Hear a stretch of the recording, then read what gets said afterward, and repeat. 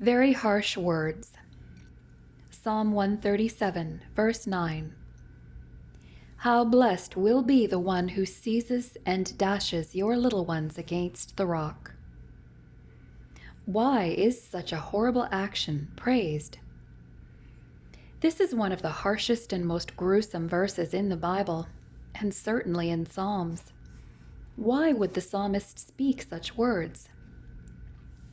The poetry of Psalms vividly portrays the lives and struggles of its writers. The emotions in Psalms span the spectrum of human experiences. Each psalm also has a particular structure that falls into one of several categories, such as individual laments, national laments, praise and thanksgiving, and hymns of worship. Knowing what kind of psalm one is reading is a great benefit in studying the passage. Psalms provide spiritual snapshots of the worship, thoughts, and prayers of the authors. Many of the Psalms are very emotional and filled with images, symbols, figures of speech, and evocative language. Several of them, including Psalm 137, are known as imprecatory psalms. These invoke judgment or curses on the writer's enemies. In these prayers for punishment, the writers call on God to bring justice, punish evil, and vindicate the righteous.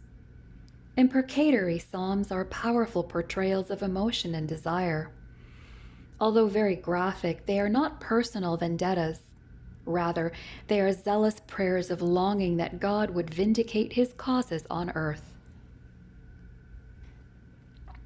In Psalm 137, the author mourns the plight of Jews held captive in Babylon. See also Lamentations 1 and 2. In the first section, verses 1 to 6, he recalls how the exiles wept by the Euphrates River and its waterways as they mourned the destruction of Jerusalem. He vows never to forget Jerusalem, for it was not only home, but also the center of Israelite worship. The second part, verses 7 to 9, is a plea to God to punish the captors and their allies, the Edomites, who rejoiced in and encouraged Jerusalem's destruction. Read Ezekiel 25:12 and Joel 3:19. The writer asks God to destroy the Babylonians, enacting upon them measure for measure that which the citizens of Jerusalem experienced. The violent slaughter of infants and children portrayed in the verse was one of the barbarous practices of ancient Near Eastern warfare. Read 2 Kings 8:12, Isaiah 13:16, Hosea 13:16, and Nahum 3:10. It epitomized total warfare, effecting complete destruction of an enemy by destroying future generations.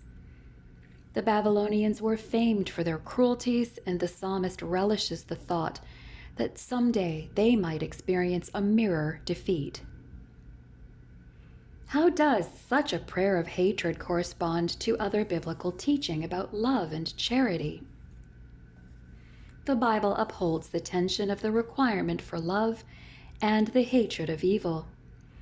Indiscriminate hatred is wrong, and the psalmists, while writing out their own experiences, were also writing about the reality of evil under the inspiration of God.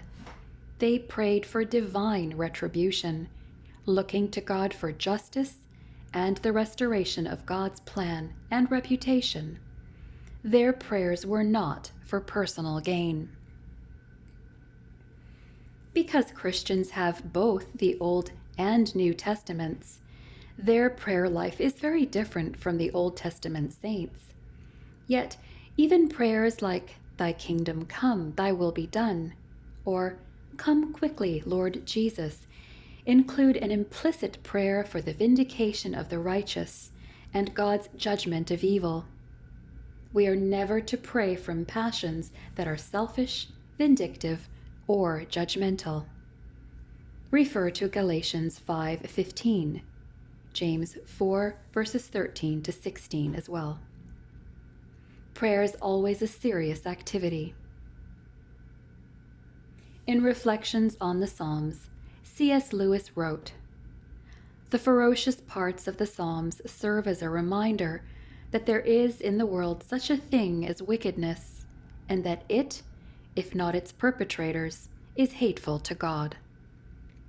Prayer is one of the most serious and personal of the spiritual disciplines.